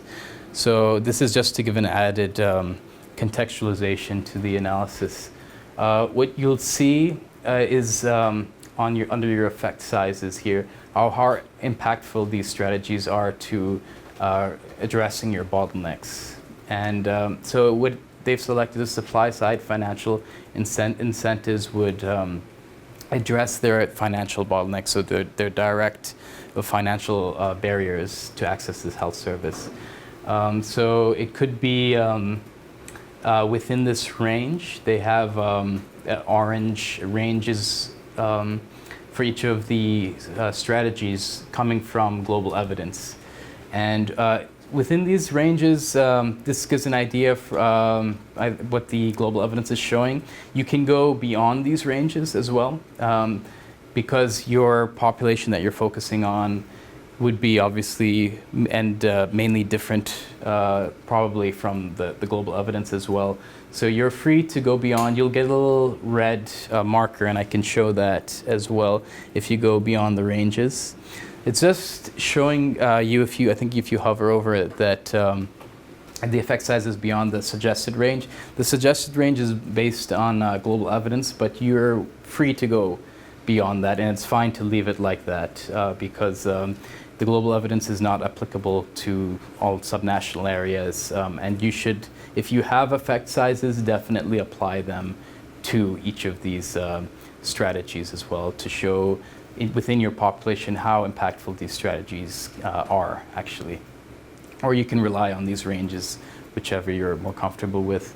How these are set up, these strategies are financial strategies as can be seen here. Service delivery strategies, these are looking at service integration, rehabilitation of facilities, quality improvement, community education outreach, and emergency access interventions, as well as community health workers service delivery. And again, you can create your own that may not be listed above. And then there's strategies under medical products, vaccines, and technologies. So it's looking at pharmaceutical regulations and stock management, and ensuring availability of equipment and key commodities. And then there's your human resources here. So looking at in-service training, task shifting. If you have maybe not enough, let's say, human resources or health staff in one health facility, you can assign and train, let's say, other roles to take on roles of maybe specialists. So maybe if you have physicians specializing in certain roles, they can be trained on other roles to cover maybe a specific lack of service, and looking at enhanced supervision and leadership and management training. Then we're looking at governance leadership, looking at health system accountability, and then looking at information, looking at health information system strengthening and data strengthening, especially the quality of the data, as well as patient reminders. So when going through this, one should select a strategy that they wish to implement, usually one that has high relevance. This traffic light system will show you the relevance of the strategy to the intervention that you're selecting. And this color scheme comes from your selections in step 5, which you selected are the main root causes of the bottlenecks. So here, for example, for supply side financial incentives, one can adjust their effect size within the orange range, which is coming from global evidence, or they could even go outside. You'll get a small red marker here if you go outside the global evidence. This is just telling you you're going outside the global evidence. But if you're looking at specifically a context within Ghana, you can it may not follow the global evidence, so you can adjust the slider beyond that. And to sort of customize this further, let's say you've moved your slider to 73%, you can actually click on a side pen and note tab. What you'll get is a way to adjust the impact of your strategy per determinant. So if this has more of an effect on financial affordability, you can readjust your 50% that you assigned effect size and redistribute that to maybe more so to financial affordability. And if it improves your intervention, and let's say if it improves knowledge on or the practice of safe disposal of stool, then you can actually improve your effective coverage, which in large part is what has or contributes to your improvements in coverage of this intervention that we're looking at. So let's redistribute this 50% to more so towards financial affordability and effective coverage. Let's make socio-cultural acceptability, let's say it's not that impactful on socio-cultural acceptability. Let's make that 0. Let's make commodity 0 and human resources 0, and just focus on these two determinants that this strategy has a large impact on. So let's say amongst the 50%, it would have 15% financial affordability contribution and 35% to effective coverage. So if you do that, if you move and redistribute your impact, you can see that we're back at 50. If I click outside, 48. Oh, sorry, this should be 15. And if you just click X, that will apply. And how you can see if this has applied on your effective coverage is if you click this, they call it a hamburger icon. If you click on that, you can see a slight impact on your effective coverage. So your effective coverage, which is safe disposal of stools, has gone up slightly from your baseline. It's gone from 22% to 25%. So by 3% over this 5-year period that we've selected back in the creation of the scenario, just from this one strategy of supply side incentives, let's say. And so what one should do is, again, go intervention by intervention. And it's helpful to go through this level of detail, going in with a specific strategy, selecting it, and going through the distribution to ensure that your effect size is allocated most realistically within your population, so that you do get an impact. And once you've made your selections, you'll click Save to go on to the final step. So what I'll do is I'll sort of cheat a bit, because in step 7, what you need to do is select Estimate Impact List. And what it does is all the selections you made in steps 1 through 6 get sent to a server at Johns Hopkins through the list tool. And it's usually, maybe depending on your internet connection and depending on how many people have clicked this at the same time, it may take a little while, but it can take anywhere ranging from 3 to 5 minutes to generate the impact and cost. Sometimes the cost doesn't come up right away. You have to refresh the page and it'll come. But what you can do is you can take a look at your target coverage in the meanwhile, which is this tab here. And what this is looking at is if you, based on the selections you made, how much of an impact you're having in terms of improvements in coverage. So if you're looking at baseline, this dark blue bar, it's your baseline data showed that improved sanitation was 22%, but since we're addressing sanitation within the scenario, we've brought it up to 50%, so doubled it over a 5-year period. So this is just for you to have a check, to go through and check based on your selections made, how much improvements you've had in terms of your intervention coverage. And you can look at this by the packages, which is what's shown here. What you can do, and this is not to do for the analysis, but something maybe as a comparison, is you could artificially expand some of these coverage levels. You could type in this as, let's say, 50 or 60, and just to see what impact that has. So normally what I do is use that as a comparison. So if I put in, let's say, target levels for the SDGs or whatever for each of these interventions, I can put in those figures here at endline and generate a second scenario for comparison's sake. So to look at how many deaths would be averted in one scenario in the best possible case if you achieve those targets, compared to realistically what we're looking at. So it's sort of an interesting way to look at how far you'd have to go and how much you'd have to invest to reach those levels. So once you've clicked your estimate impact list and it's run successfully, you can look at the impact in this tab, Impact tab. So now what you'll see are 3 charts immediately. At the bottom of these 3 charts, you'll see the regions you selected. I've only selected Ashanti region and Ghana region, Northern Ghana region. And I mainly focused on neonatal mortality in my analysis specifically. So for asphyxia, I was able to, in my scenario, which is this 3rd bar chart on the right-hand side, I was able to avert 476, it says under 5 deaths, but neonatal deaths are fitting within that category still. And 13 tetanus-related deaths and 55 prematurity-related deaths. I've only selected a few interventions, so we'd have not that much impact in general.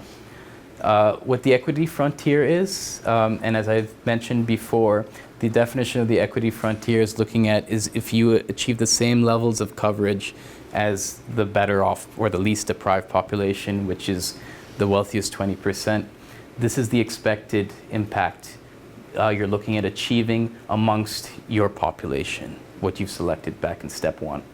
So if the better off population, if we achieve their levels of coverage, you'd be looking at even double. So not 476 asphyxia deaths averted, but 1,132 asphyxia deaths averted if you achieve their coverage levels. The operational frontier, the first bar chart, is looking at comparison globally to the best performing countries, according to the Lancet publication, on the best health services and coverage levels. Asphyxia is now 1,808 deaths averted. If you achieve the same levels of coverage to address asphyxia as in your population here. So these are, again, by causes of mortality. We can look at this by package. So you can look at health package to see which packages are more impactful in terms of addressing mortality.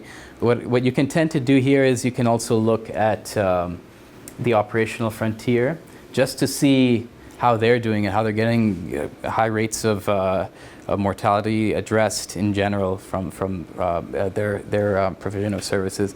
So here it's just showing EMONC is contributing to 2,300, a little slightly over deaths averted. So it's sort of to give that number. You can also look at this number of deaths averted or the rate. So if there's been a reduction in under 5 mortality rate, if we select that, and by how much. So with asphyxia, it's saying it's a reduction of 3 deaths per 1,000 live births in my scenario, specifically. Again, also one other thing is you can, if you worked on maternal mortality or neonatal mortality, you can maybe only focus on those causes and how much impact you're having there. If you worked on nutrition, you can have how many malnutrition cases were averted. So here, I didn't work at nutrition interventions at all. But here's, again, in the same format, it would give you how many stunting, wasting cases you've averted. Stunting cases and reduction in wasting rate, as well as number of anemia cases averted. And then in terms of cost, you're looking here at, in terms of, as I pointed out yesterday, how your costs have been allocated. And again, these are marginal costs. These are not exact, precise costs as you could get from the One Health tool if you put in more detailed costing data. They did put in costing data here, but it's showing starting from baseline 0 the marginal costs and the breakdown of these costs per strategy that you had selected within step 6. If you look at the middle chart, you're looking at the cost effectiveness. So here it's showing that only 900 deaths are being averted per 1 million US dollars spent, or number of lives saved per 1 million US dollars spent. And the cost per capita, which is approximately saying it's slightly over 1 cent. So it's less than $1, but it's still within reasonable cost per person. And so here's where you have usually your results displayed. You can, if you click back on the scenario tab just here, you can have your list of scenarios again. Now, if you want, you can choose to display all the selections you made by clicking download, this little icon here. So it's going to send to me an Excel file which I can open, and which can display by each step 1 through 7, what selections I had made, and even further than that, it can show basically improvements in coverage by intervention. I'll quickly step through that, and then I can just show a little bit of the back end of EQUIST, maybe for 5 minutes, Yep. and then we can, I think, close there for questions. Okay. So this is what I find fairly useful, this Excel file, once it opens. Please, by all means, yes.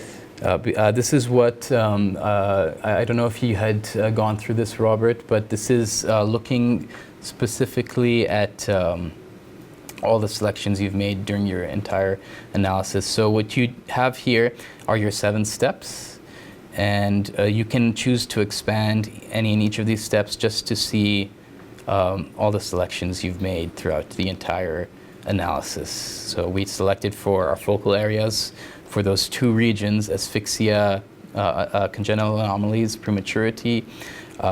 Interventions that we looked at, there's one among WASH, safe disposal of stools, tetanus toxoid, folic acid supplementation, IMNCI, skilled birth attendance, and EMONC. We have a longer list among EMONC interventions since we're addressing neonates. And looking at the bottlenecks here, how you read this is, so it's a larger chart. Maybe I can zoom out a bit. So what you can see here on the left-hand side are your health packages and interventions selected back in step 3, and then each of your determinants. There's a color scale for how severe the determinant is. And here is the X's are showing which specific determinants you had selected for each intervention. And then scrolling down, this is just so you have a snapshot of all your selections on one file, on one page, is the root causes of the bottlenecks and which selections we had made. So just for demonstration purposes, we had only looked at 2 interventions specifically, and we had selected specific root causes of bottlenecks in this summary page. And if you look at strategies, it's very similar. If we go back to step 6 now, what you have on the left, again, are your same interventions by health package and your selections of your specific strategies that you're using. The colors are showing you the relevance of your strategy. So looking at if these strategies are relevant to addressing your bottlenecks in step 4 and 5. So if we scroll down, we can see that we selected a few strategies for addressing clean birth practices, and we focused more on service delivery, so service integration, building rehabilitation, new facilities. Maybe that was an issue, a lack of health facilities within the proximity of the populations. And quality improvements, improvement of quality of clean birth practices to ensure that that's made more available and more practiced within facilities. So as you can see, many of these strategies are also fairly, standard practices, and they may, if they're not implemented in country, or there's a lack of belief or sociocultural acceptability or affordability for some simple standards of care, then it could lead to this impact of mortality. And you can even achieve a higher impact with just simple strategies. You don't have to invest in higher end strategies to address these causes of mortalities. In some cases, you can actually get quite a large impact from these simpler strategies. And finally, looking at the results, so the impact in terms of your analysis. Here you can get the breakdown. So in terms of neonatal mortality, how many deaths you're averting.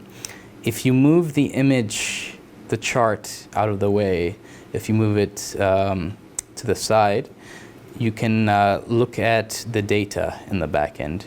So you can see how many deaths are being averted overall. So here among neonates, we're getting a total number of 562 deaths averted, and the breakdown by cause. So the highest is showing 476 due to asphyxia being averted.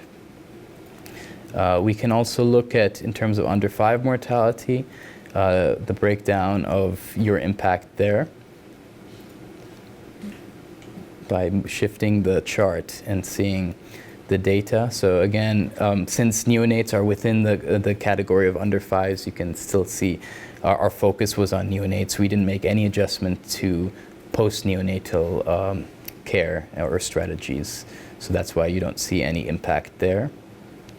And then the same for maternal mortality. So in terms of cause of maternal mortality, we do have an impact, and it's mostly through antepartum hemorrhage that we're looking at. We don't have any impact on stunting or wasting because we didn't focus on nutrition. So those will be blank, but if you did, they will be populated with the operational equity in your scenario impacts. But for under 5s, what you do have also is how impactful the strategies are in reduction of mortality. So it's showing that in my scenario that delivery by skilled professional contributed to the 452 or 3 deaths averted, and you can see the breakdown of the health packages here as well. And scrolling down further, we have the cost, the impact by cost as well. So here you'll get those same 3 charts if I zoom out a bit. So looking at your allocation of costs among your strategies, your cost effectiveness, so deaths averted per $1 million spent, and your cost per capita, the same as in EQUIST, the site. So this is mainly, the enabling environment is also just any additional information for the enabling environment, but that we normally don't use in this version of EQUIST at this stage. This is mostly what you'll see on the summary page. There are other pages as well. Interventions, I think, is quite useful, where you can see these are the improvements in coverage on your scenario from baseline to end line. Baseline being the blue value, and then the red being end line. So how much you've improved per each intervention in terms of coverage. And it just gives you the source of your baseline data as well. There are some missing data rules, for example, that you can see, which show if the data was missing, what was used in its place or how it was calculated, and usually that detail is also available. So that's this file you can explore and take a look at, and to see how you could maybe present your scenario in the most effective way. And for investment cases, it would be good to show that you're achieving certain levels of coverage improvements and how that translates into deaths averted.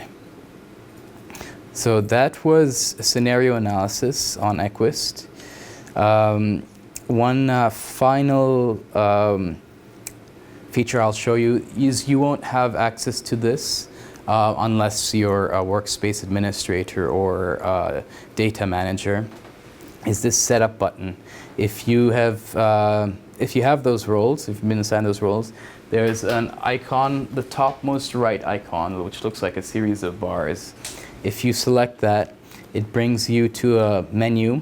It's a quick navigation menu. And if you have one of those roles, you'll see this setup tab.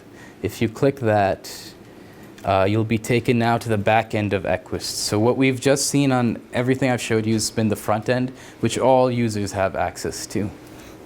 But at the back end, if you're a workspace administrator for a certain country, so if I've been assigned these countries.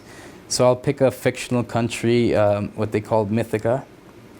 If we look at the parameters for that, this is what a workspace administrator sees. So this is the level. There's a ton of parameters set up that you can do at the back end. So there's, I won't go over all of them, but just to highlight a few, if you have specific sources that you wanted to use, you can input them here and you can upload them. So for example, the maternal health survey, the file's been uploaded here, so it's available on the site. In terms of the administrative boundary and feature map, so what's being used for this are normally GeoJSON shape files. So you can see several different files being used, whether they be polygon, point, or line, to create the maps on EQUIST. And you can see marker symbols here for the layers. So looking at health facilities, looking at layers of lakes and rivers that can all be projected here and created on EQUIST. So here you can look at the breakdown of different features on the map as well. And further below that are in terms of the interventions and the indicators themselves. So with the intervention, if you select that, here's where you can do that mapping that I had mentioned in bottleneck analysis, where you have specific determinants. So if we were if we were to select a specific intervention, for example, under EMONC, magnesium sulfate management of eclampsia, and you selected this, you can actually set up which default indicators you want to use per determinant. So if you remember in step 4, we had the determinants per intervention and we had to assign indicators to. You can do that at the front end, but you can set up defaults at the back end.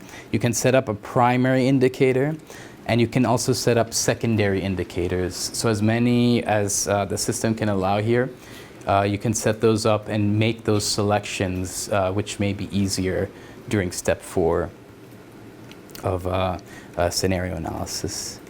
And I'll just skip down to the costing as well. So general costing parameter details, they can put in the GDP of the country, and as well as the additional costs due to road conditions of the target population. So this contributes to access to the population. And then there's also looking at staff training and costs as well, so the breakdown of costs for health workers as well. And I'll just skip ahead now to what the data managers also see. So in terms of data entry, you can select your workspace in a specific data set, and you can choose whichever types of data you want to enter, whether it be national, region, wealth quintile, and residence. You set the data, and what you'll get, here's the online version of the Excel sheet. So here's where you can go in. You can enter data straight away.